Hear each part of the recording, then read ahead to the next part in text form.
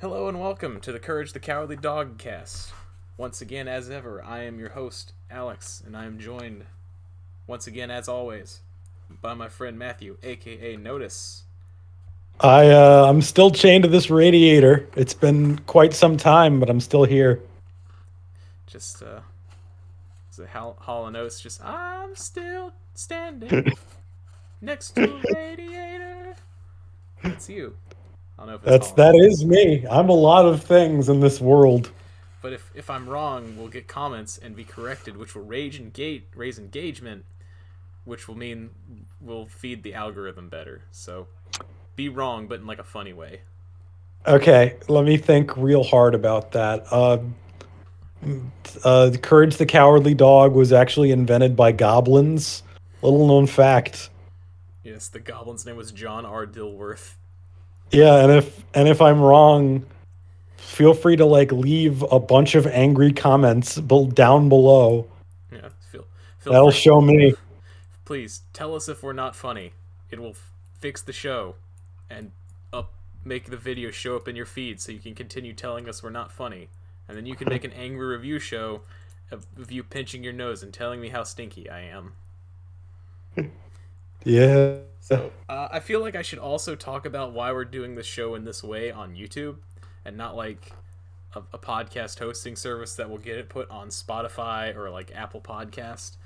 And that's because my idea with the show is that there are a lot of YouTube things people watch and just will put in a background tab to like be noise filler for like an hour or something like that.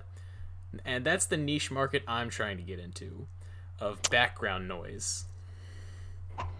I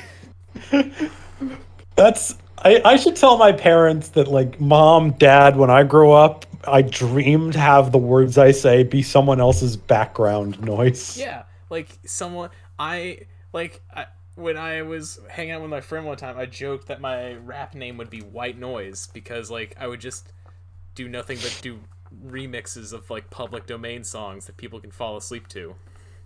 And it's spelled Witenoize. No, it's white, but it's all lowercase. Ah, now you're starting to figure it out. Yeah.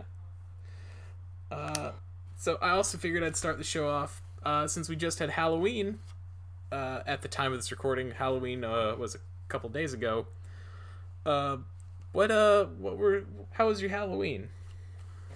I spent it pretty much the same way I spend all of my Halloweens, which is to say, I attempted to play something scary to get in the Halloween spirit. I made it about 20 minutes in, and then I stopped and shivered and cowered in the corner What? for the remainder of the night. What did you play that was so scary? I it was Clock Tower. Oh, It's, it's always Clock Tower. I have personal connection to that game, the the original SNES one. okay. I was about to ask because there's the original, there's the remake, I think, and there's Yeah, the SNES one. yeah, there's also like I Clock that Tower 3. Clock Tower 3 is not a horror. That's a magical girl anime, but that's It's a we'll get to that when we start up my podcast, Notice in the Morning. notice in the morning.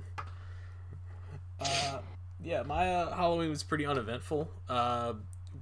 I watched some spooky horror movies with a mutual friend of ours who also has a YouTube channel. Shout outs to White Rhino PSO on YouTube.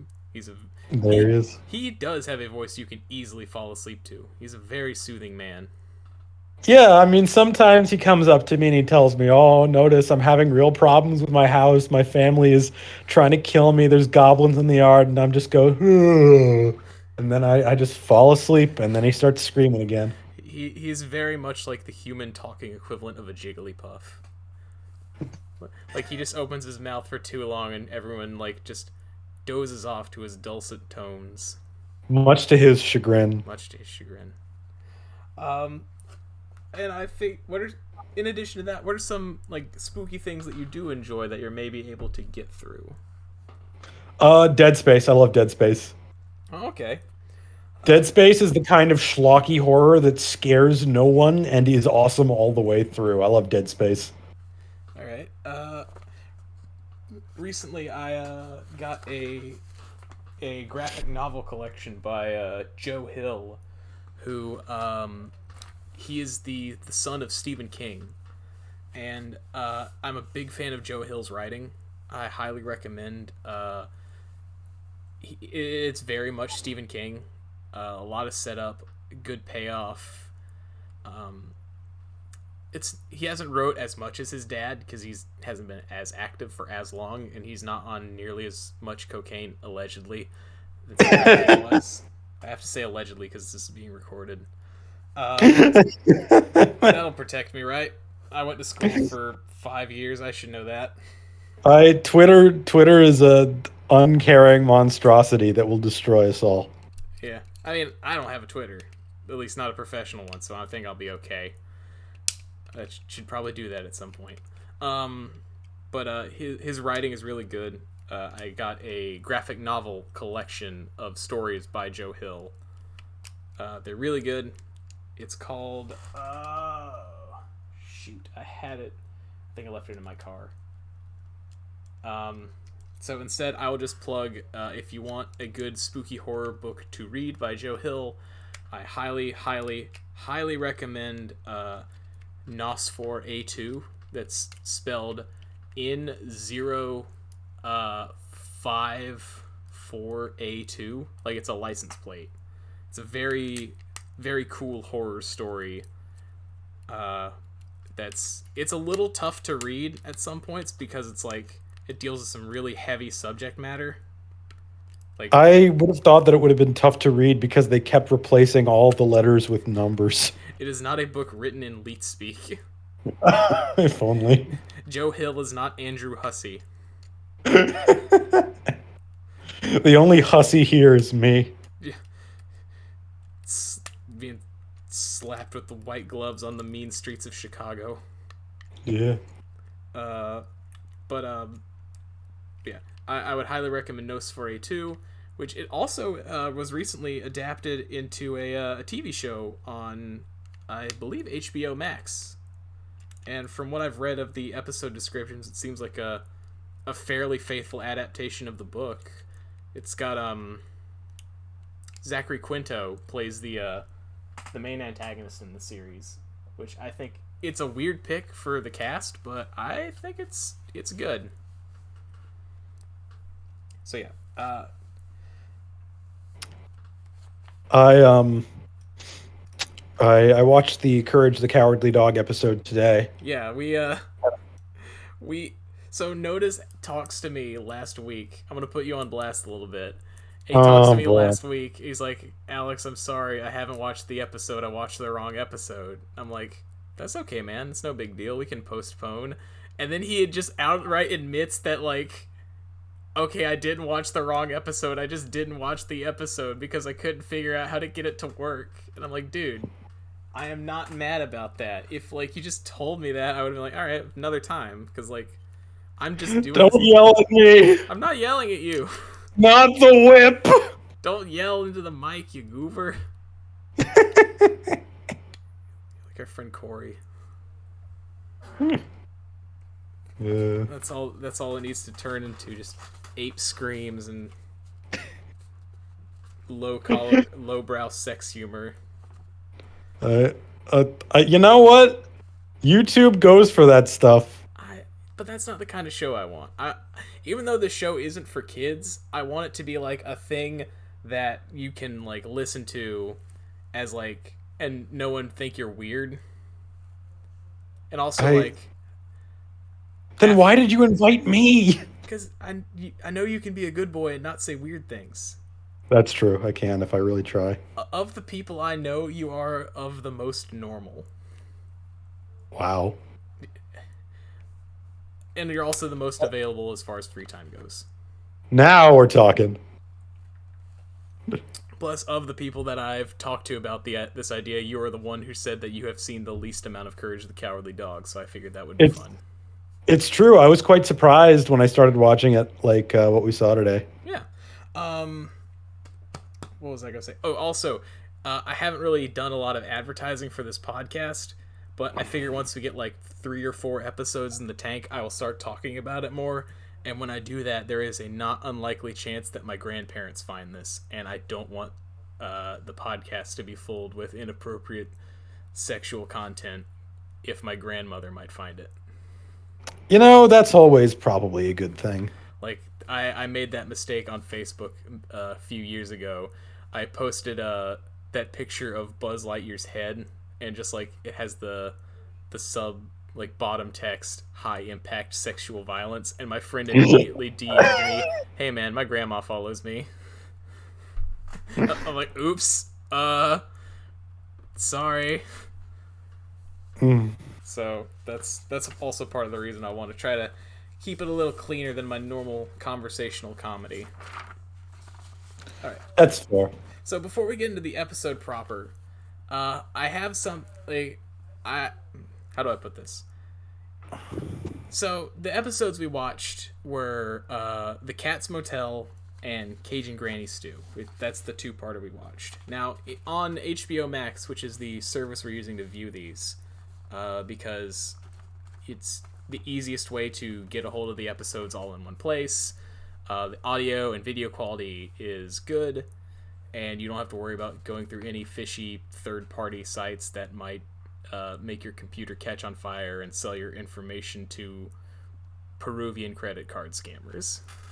Yeah, we're good boys. Yeah. In HBO Max, it shows up on their queue as like episode 8 or 9, which is weird because the production number for it, I think, is episode 1, and that's what it shows up as on Wikipedia, and that's going to be the episode list that we go by going forward.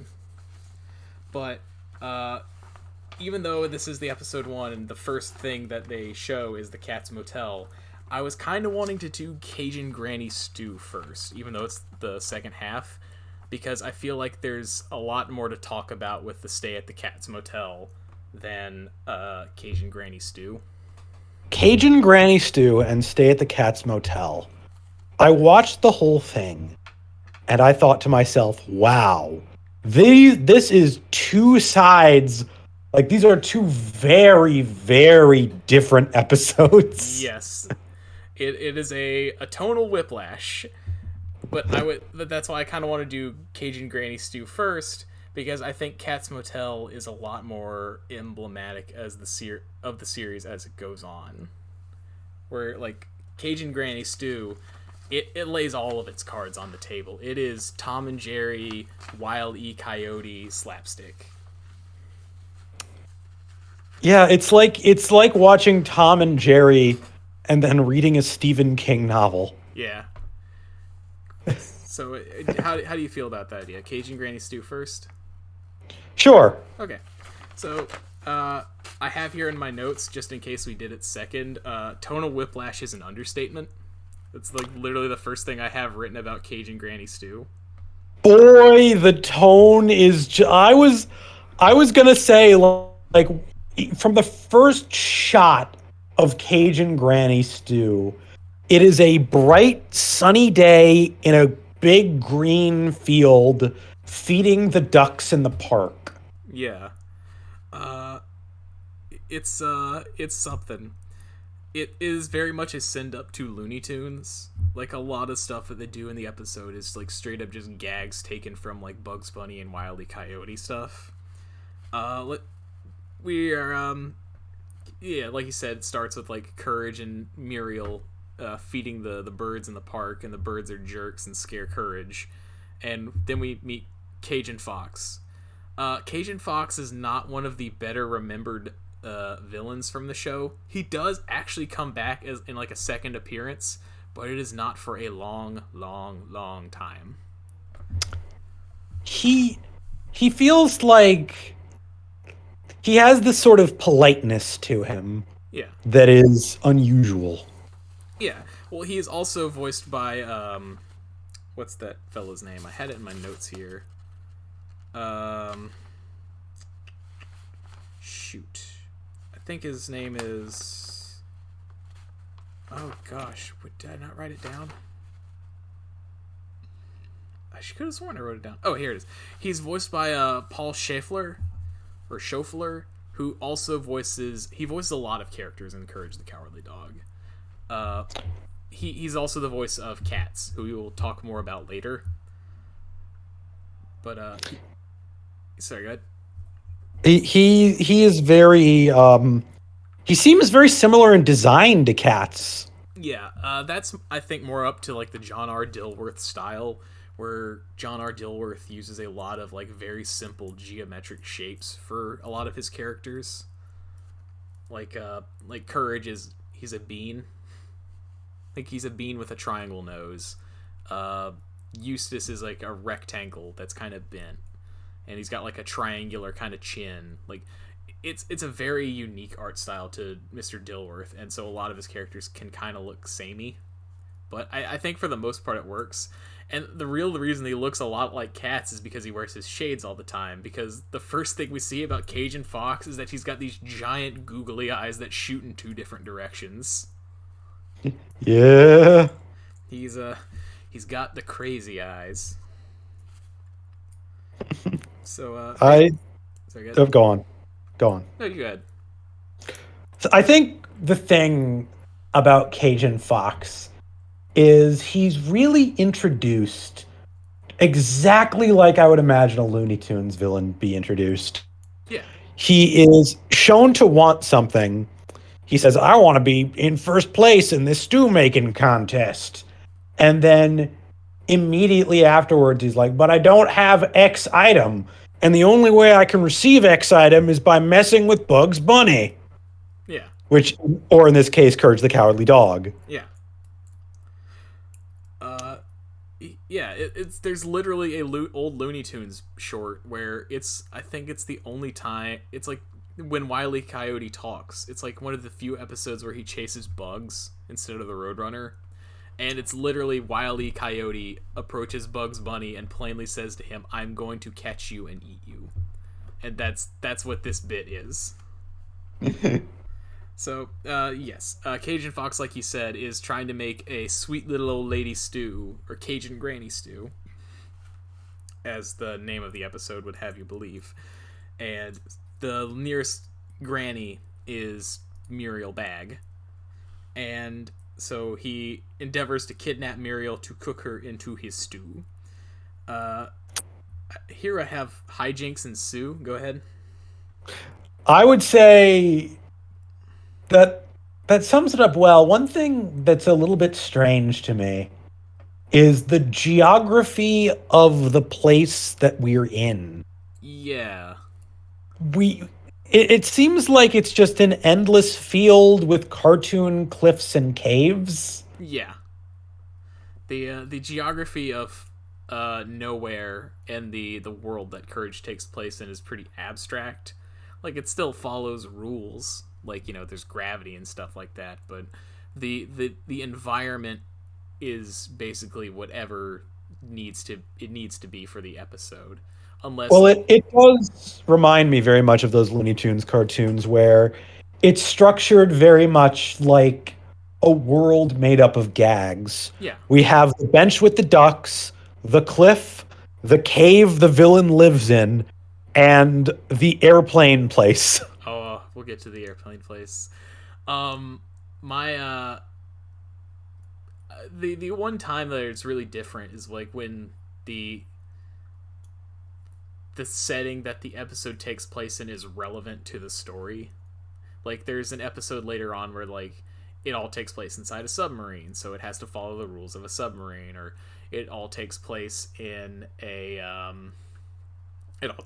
motel, where it's like the geography of the motel is weird and abstract, but like it's all within the motel. Also, I feel like we need to mention Cajun Fox's incredible theme song with like this banjo and like incredibly obnoxious accordion that every once in a while the singer goes "woo yeah." Yeah. Both the villains for this episode have incredible theme songs, and like I was rewatching the episode, I'm like, man, the Cajun Fox theme song is kind of lame, and then I just hear "woo yeah," and I'm like, nope, it's saved. That's all it takes. All we need is like a bad harmonica and an accordion and a man screaming "woo yeah," and we'll hit peak music. I mean, it really captures what you imagine when you think Cajun. Yeah. Uh, so your current Cajun Fox kidnaps Muriel. He takes her around, jumps into jumps on a steamroller with her, and the steamroller gags are some of my favorite in the episode because like he just runs Courage over with a steamroller, and then Courage does like the Bugs Bunny thing where he digs underground ahead of him, and like they do like the gag where there's like a roadblock and Courage moves the roadblock signs hoping like Cajun Fox will drive into this just big pile of rocks, and Cajun Fox just runs Courage over and it's like he was stupid if he thinks I'm gonna fall for that, and then he immediately drives off a cliff. Like that, I forgot about that gag. Like I knew like it was a subversion on the gag, but I forgot about what the actual punchline was, so it made me actually laugh. It all happened very quickly too. It was like very snappily timed. Yeah. We also have a moment in which I will get on my soapbox for a brief moment. As someone who's employed in the public safety field, Courage sees a problem. He immediately goes to a phone booth because he doesn't have a cell phone, and he dials 911. If you or a loved one are in danger, please dial 911. Do not call your friend. Do not call your mom. Do not call your neighbor. Dial 911. Even if your cell phone has like no battery or no SIM card or whatever, just dial 911. All right. Yeah, he calls 911 and then he calls the police, and then there's the fox dressed as a police officer. There he is. Yeah, it doesn't actually work out for Courage all that well, but Mr. the Cowardly Dog had the right idea. Well, he gets back because he does the classic Looney Tunes bit where he disguises himself as like he puts on a hat and a mustache and he's like, I'm a different person now. Yeah, he even literally winks at the camera. So at a certain point, Cajun Fox gets on a biplane, and we get some funny like quips from Cajun Fox confused at how durable Courage is, and they're getting a fight on the wing of the plane where Muriel starts walking off the wing, and like they see her both go over the side and they scream, and the best gag in the episode is that they both look under the side of the wing of the plane and Muriel's just walking upside down on the wing. I think I wasn't ready for the amount of talking Courage does. Yes. I thought he would be much more silent. So that's actually a thing. In the earlier seasons, Courage does talk a lot more. It's not until season 4, like later season 3 and season 4, that they really tone back the dialogue on Courage, because they were like, yeah, he does kind of talk a lot. Maybe he should just be a dog and make noises and occasionally talk to like another animal or something like that. Because as we saw in like the pilot and what we'll see in Katz Motel, Courage's main method of communicating with humans is that he does his little charade thing where he turns into like other monsters or like objects to like try and show people what's going on. But yeah, in this episode it's weirdly dialogue heavy for Courage, at least Cajun Fox is. Well, he doesn't say anything of great importance either. No. Which is, I can understand if like he needs to convey something, but Cajun Fox picks up Muriel and runs away with her, and Courage the Cowardly Dog basically looks at the camera and goes, "That's a bad thing," and then runs off. And that's not like a horrible writing thing, but it doesn't make a lot of sense to me. Yeah. Like all of his dialogue is relegated normally to the viewer or to like the villain. Like, so it's more like he's kind of like gosh, there's a YouTuber who talks about he did an excellent video on Road to El Dorado. The name escapes me, but Road to El Dorado is like a send up to these movies like Seth MacFarlane parodies them, where it's like the road to wherever, and in those movies they always have a character that like winks at the camera and like remarks about the ridiculousness of the situation, and that's kind of what Courage does. He does that a lot more in early seasons, and as time goes by, that gets toned down a lot. It's not bad. No. I don't want to make it sound like it's bad. No. It just struck me as different from what I was expecting. Yeah. But yeah, so Courage eventually gets in a fight with Cajun Fox on top of a cliff. Cajun Fox gives him the boot off the side, and as he's about to cook Muriel in the Cajun granny stew, Courage does what he does best and scream really loud, break something, and dunk Cajun Fox into the stew. There he goes. There he went. And the episode ends with Courage saying the unthinkable after Muriel suggests eating Cajun Fox stew. Courage says, "I think I've had enough Cajun for one day," which to me is just, no, unthinkable. I will always have room in my body for delicious Cajun food. I think when I heard that initially, the way I processed it was like Courage saying, "I've had enough of the Cajuns for one day." No, Courage is not hateful towards the peoples of Louisiana. He's just specifically tired of this one fox voiced by Paul Schaeffler, who I do not believe is Cajun. So this is something I have to get out of the way. This is a show that came out in like the late 1999 and lasted until the early 2000s. And Paul Schaeffler is a recurring voice on the show, and one of the characters he voices is a man named Dr. Vindaloo. Oh boy. Yeah. Dr. Vindaloo is not what we would call okay. He's I mean, I'm not an Indian man. I'm not from India. I do not know much about. I'm a very white dude, but like, Dr. Vindaloo is pretty rough. Like he speaks with a very stereotypical accent. Like, and he's a doctor. Like, Oh, and he's named Dr. Vindaloo. It's rough. listen, I make a lot of jokes. I have a lot of goofs. I have a lot of gaffes.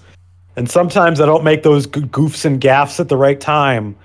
So I'm just going to take this Dr. Vindaloo, and I'm just going to take this 10-foot pole, and I'm just going to distance myself over here. Like, he's not a bad guy. He's not, like, a nefarious character. And the best I can say is that at least it's not like the one Indian character in the show is like a gas station worker. He's at least in a position of educated importance. Now, I'm certain a lot of you who are listening to this are going, well, I'm just going to write a comment, and I'm just going to say something really weird and uncomfortable in the comments section. And I would advise the alternate plan of you not doing that. And I, in order to raise engagement, am going to say, write what you think in the comments below. How do you feel about Dr. Vindaloo? All right, here we go.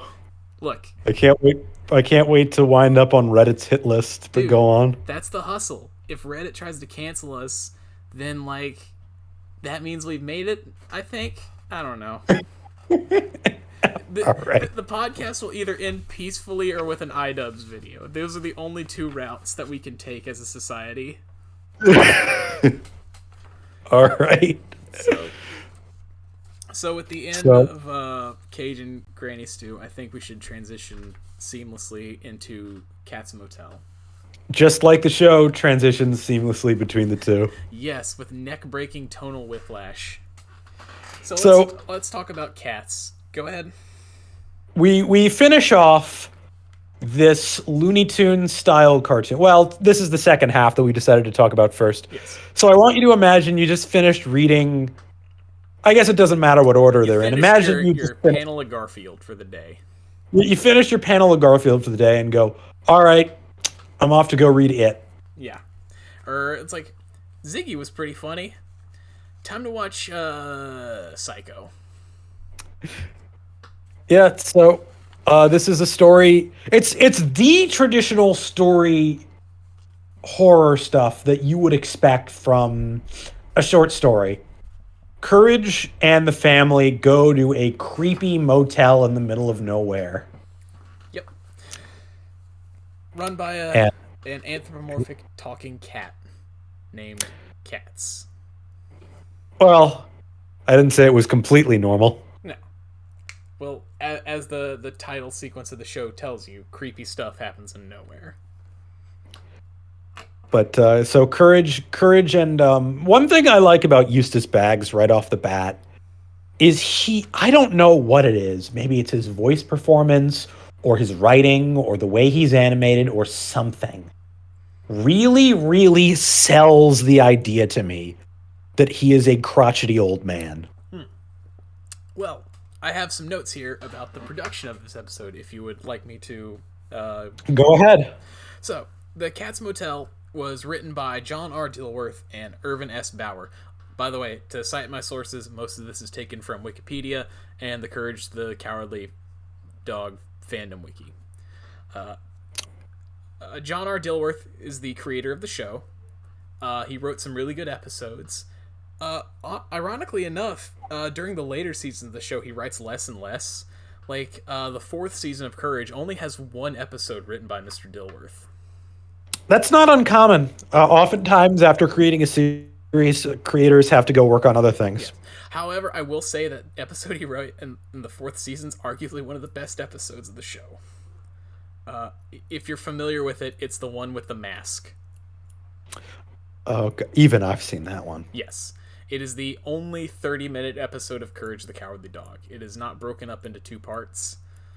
Yeah, it's one of the best episodes of the series, and it is written, I think, solely by Mr. Dilworth. Again, I might be wrong about that. If I'm wrong, correct me below. So, Mr. Dilworth was snubbed for an Academy Award, like we talked about in the pilot episode. Katz Motel won him an Annie, which the Annie Awards are they're like the Academy Awards, but specifically for animated things like cartoons, movies, etc., etc. So the Katz Motel is basically like Return of the King getting the Oscar that Lord of the Rings probably should have got. Fair enough. In this episode, we have the debut of the original voice cast. Courage is voiced by a man named Marty Grabstein, or Grabstein, I'm not sure. This is the first episode with Thea White, who voices Muriel. And I just miss Thea White passed away recently this year, which is very sad. But I just, she... Courage is a weird show in which a bunch of the character voices are really only in Courage. Like, Thea White was she was a long time stage actress, but really her only major voice and TV role was Courage. And Marty Grabstein, he was on Law and Order a couple of times, but his only major recurring role was Courage. Eustace Bagg is an exception. Eustace Bagg, the original voice actor here, is Lionel Wilson. He is the first Eustace of several. Basically, Mr. Wilson will retire after 33 episodes due to his declining health, and he will be replaced by another fellow who I will bring up when the time comes. And both Lionel Wilson and his replacement have passed away. They passed away long before 2013. Jeez. Yes. But Lionel Wilson is Miss White, he is a stage actor. Mr. Wilson was even on Broadway. He is a Broadway caliber actor. And he actually has a long and storied career in animation.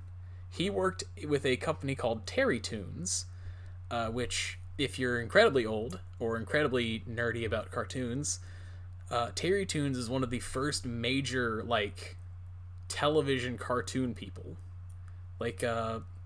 He was he was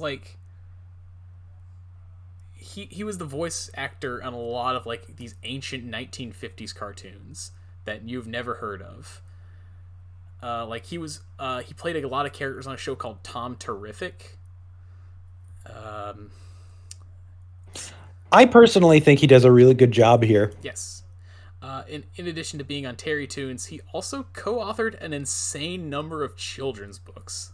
I don't know how it works, but like his name shows up as like the author on a lot of like I guess audiobooks where he's like done audiobook recordings for like children's books. Like he's co-authored like Nate the Great, Clifford the Big Red Dog, and a whole bunch of other stuff that like the list is goes on and on and on. Wow, no kidding. Yeah, he Mr. Lionel Wilson is like he's the biggest name on the show. But here he plays a grumpy, angry, bitter farmer who's from Kansas who really hates his ridiculous pink dog. I mean, when you've got a ridiculous pink dog, you either learn to love him or you learn to hate him, I guess. It's one of the great lessons in life. This is the kind of commentary you've all stuck around this long for. I hope you all know that. Yeah. So, Just slap that quote on the front of the DVD. We're done here. yeah. I didn't. It's like Maurice Sendak. I didn't hate it. So yeah, like you were saying earlier, the family stops at a motel, and we are introduced to Katz and his incredible banger of a theme. Like the Katz theme is incredible. I never notice music when I'm watching something. It all blends together for me. It's so good. It's like this low key like lounge, like it's a menacing like lounge music is how I would describe it. I'll have to send it to you later. But like anytime Katz shows up, like coming out of the shadows, the his theme plays, and it's always good.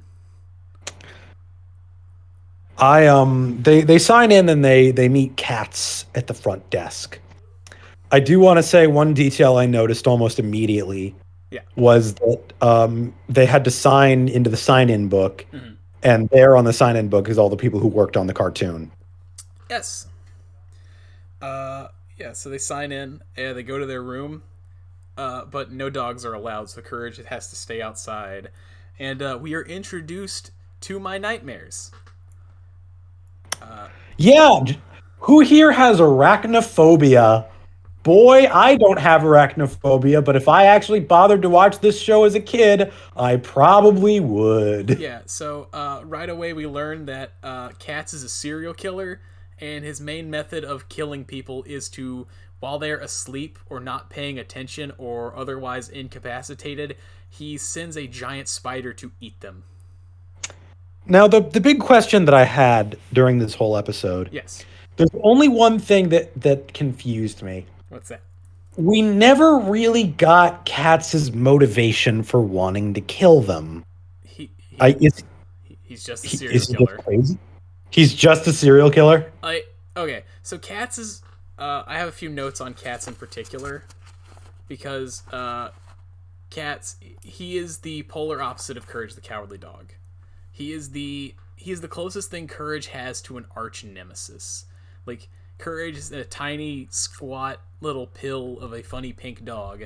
Katz is a giant anthropomorphic talking cat who people seem to have a pretty easy time understanding, and he talks with like a smooth, vague British affectation, where Courage like is trying to protect his family at all costs. Katz seems more like a homicidal sociopath who will kill people if it means it's like a quick and easy way to get rich quick, or in this case just feed his spiders because he really likes spiders.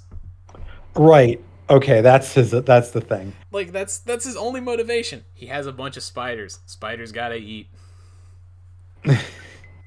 So he sets up a whole ass motel. Yes. Well, like what are the police gonna do? They go and stay the night to investigate, and they get eaten by spiders too. The classic blunder. The classic blunder. You've fallen right into the literal spider's web. Yeah, like the police decide to investigate the missing officers. What are they gonna do? Investigating is tired. You gotta lay down on the bed sometime. Yep. And we see that the bed is booby trapped. Like you lay down on Yeah, the bed, it flips over into a spider web. I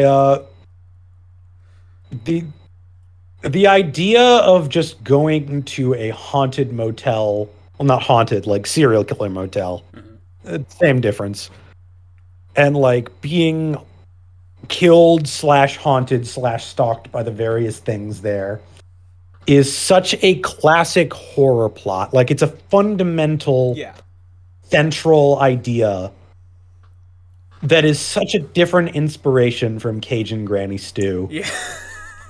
That it really sent me in a loop. And when I was done watching the two back to back with no commercial breaks, I had no idea what to think. It only gets funnier when you remember that the follow-up is Cajun Granny Stew.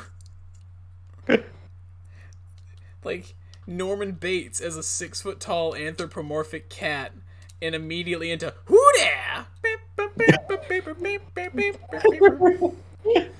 I just like the idea that like one happens right after the other, even to these characters. Courage is a busy dog.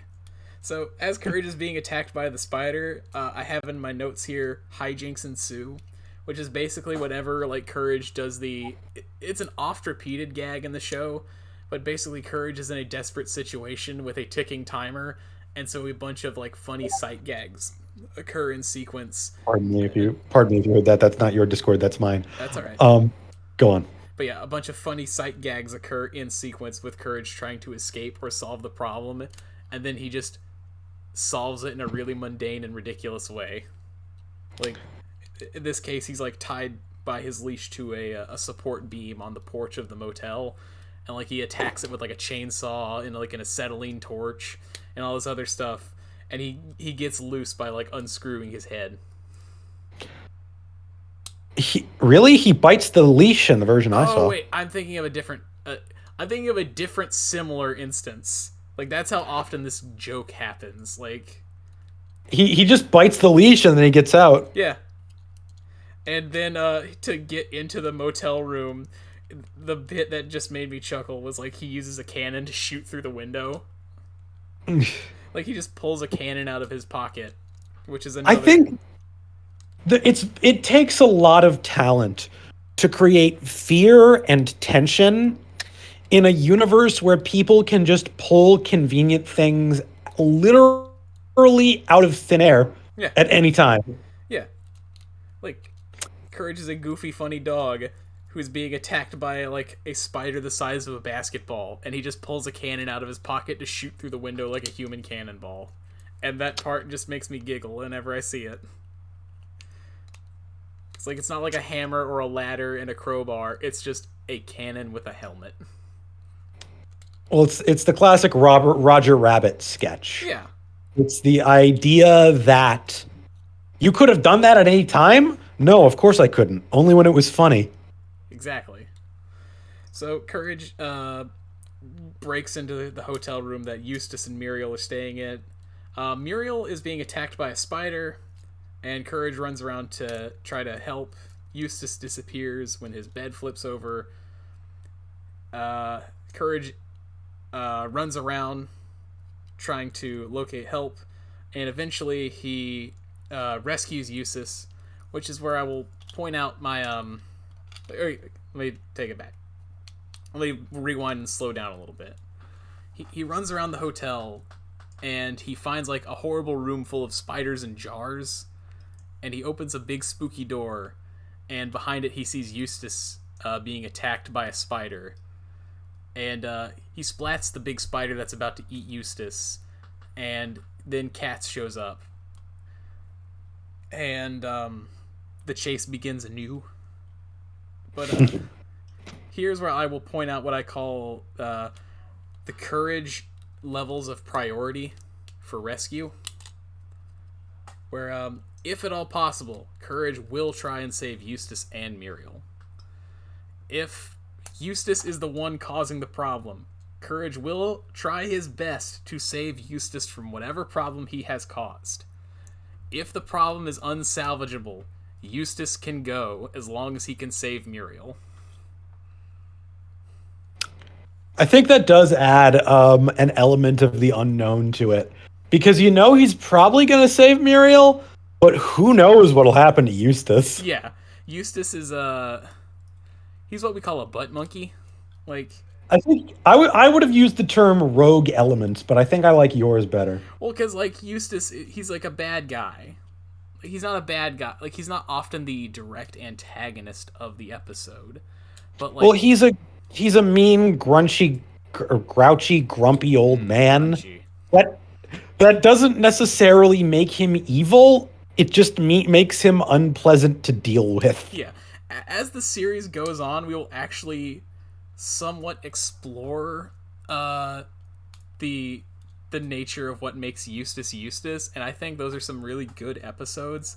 Like, we'll meet Eustace's still alive, incredibly old mother, and there's an episode where Muriel gets really sick, and Eustace he's clearly sad and worried about her in his own weird way. Like, so he's not always bad, and like, Muriel is like the sweetest old lady in the world. So there's clearly something about Eustace that she fell in love with at some point. It's just now Eustace is a grumpy old grouch who lives in the middle of a desert that's for some reason in Kansas. It just do be like that. Yeah. I think the main reason, if I had to psychoanalyze it, I think the main reason that Eustace doesn't like Courage is like the same reason why like a little kid hates their new baby brother, because he thinks Muriel pays more attention to Courage than she does to him. I get the idea. Yeah. So anyway, Courage saves Eustace and is chased around by Katz, and is eventually cornered. And they play wall ball or racket ball, whatever your preferred name for the game is. Yeah, they just kind of play racquetball.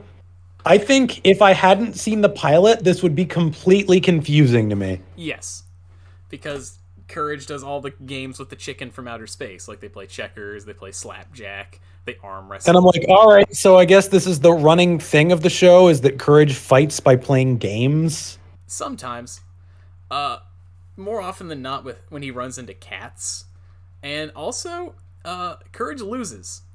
Like, he straight up just loses the game and is about to be killed by a spider until Muriel shows up and bonks Katz with his tennis racket. It's strange to me that, well, I don't think Eustace would have survived. Muriel might have, if not for Courage's intervention. Yeah. Like, and that's another a common thing. Courage, sometimes when he's challenged by Katz to a contest, he just loses.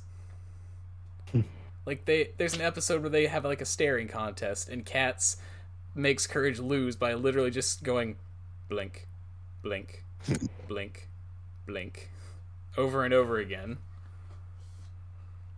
But Muriel manages to save herself from like a bad situation. Good for her. Yeah. Because I hope I'm half that useful when I'm fat and senile. I don't even call Muriel senile. She's a little senile. Yeah. She's naive. She's oblivious to the danger. Sometimes she's very aware of the present danger. But like, to her, she just sees that it's like a lousy motel with a spider problem. She didn't see the part where like they were being attacked by spiders. Like yeah. Until the very end, in which she bonks Katz with a racket. And afterwards, Muriel decides that, yeah, this is a crummy hotel with a giant spider problem, by both definitions of giant spider problem. Let's leave. Yeah. If I'm in a hotel and I see one spider in my room, I'm getting a different room at the bare minimum. So if I see a basketball-sized spider, I would probably scream. I don't even hate spiders. I like spiders. Basketball-sized is too big. Yeah. There's a tangible limit on spider size, and it is, I would say, if the main body of the spider is bigger across than a quarter, then you have to leave. I was going to say fist-sized, but I guess I'm a bigger man, and when it comes to spiders, I do not like spiders. I don't mind them. So yeah, they sorry, go ahead. Arachnophobia is a very severe thing for a lot of people. Yeah. But the only thing I hate more than spiders are all the things that spiders eat for me. So we have a tentative alliance. Yeah.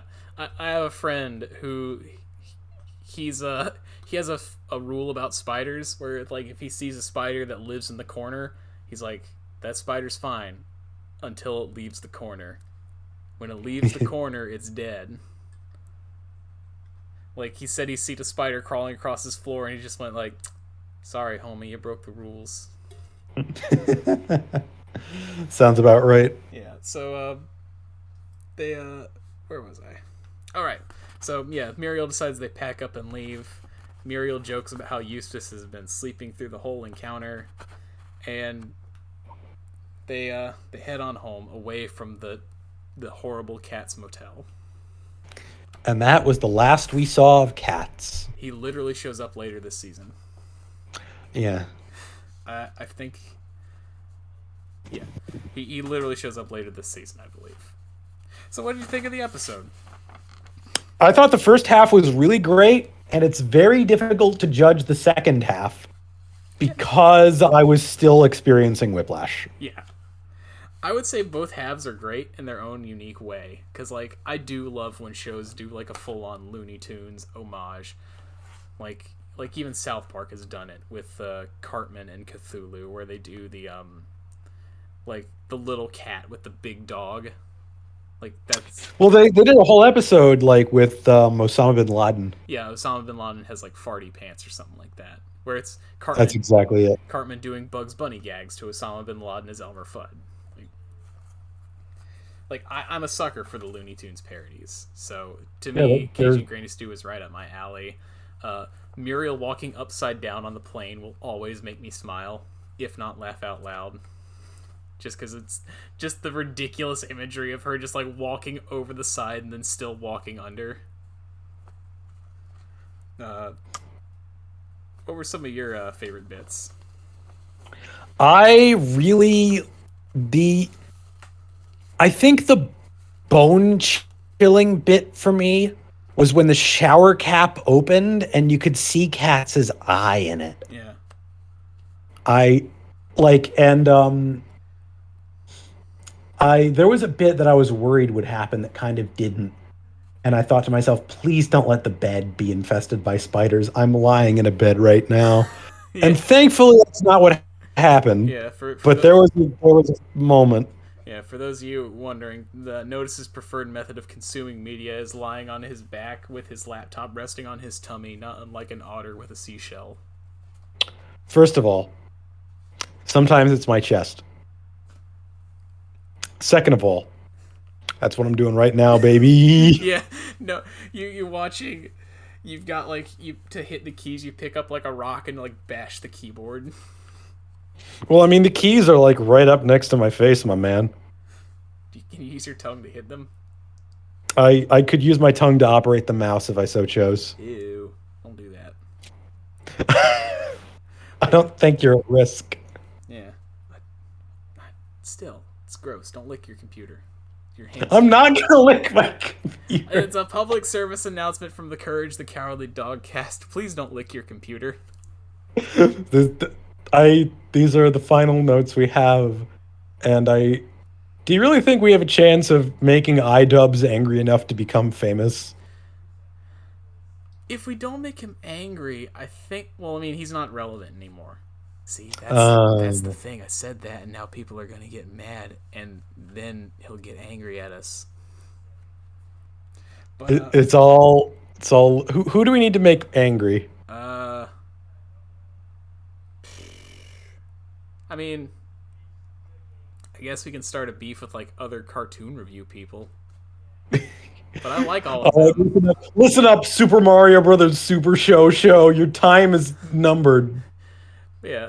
So, the next episode we're going to watch is The Shadow of Courage / Dr. LeQuack, Amnesia Specialist. And I'm just going to put it all on the table. Dr. LeQuack is one of my favorite characters in the show. Like, He is the one I find myself, even now as a 27-year-old man, quoting the most often. I will just be by my lonesome with my dog, and I'll just go like, "Ooh, pesky little doggy." Oh boy. Like, I love Dr. LeQuack. But with that, that's episode, I guess, 1 technically, because I marked the pilot episode as episode 0. So yeah, that's what it is. Episode 1 done. Before we wrap, I just have a few things to shout out. The inspiration for this podcast is mainly there's a podcast on Spotify called Oh Yeah, which is hosted by 2 very funny ladies who talk about King of the Hill. They're called Oh Yeah. It's very funny. They have very interesting takes on the story of King of the Hill and the events that occur therein. They're a little blue sometimes, so if you're not in for that kind of comedy, maybe give them a listen and see what you feel. Johnny Two Cellos and Toonrific Tariq and their podcast Cartoons That Curse, where it's just the 2 of them talking about Adult Swim shows. And also, well, There's Your Problem, which is a podcast hosted in a similar style where it's a bunch of people on a Discord call. The only difference is that they have more production value than me, so in addition to just people talking, they also have a slideshow. Neat. Yeah. So, we gotta get us one of those. That means I'd have to do it, and I'm gonna lay it all on the table. That clashes with my idea of this being like a background listening thing. All right. But yeah. So, do you have anything you want to shout out? Shout out to Gravity for holding me down. Without gravity, we'd float into space. Yeah. So the next time you're worried that you're going to fall off a cliff due to the eternally pulling forces of gravity, just remember that you would also die were it not there. All right. One of these days I'm going to have non-joke answers that are meaningful and interesting, but today is not that day. And with that, we will sign off with a new thing that our sign-off is going to be, "Stupid dog, you made me podcast!" Ooga, booga, booga!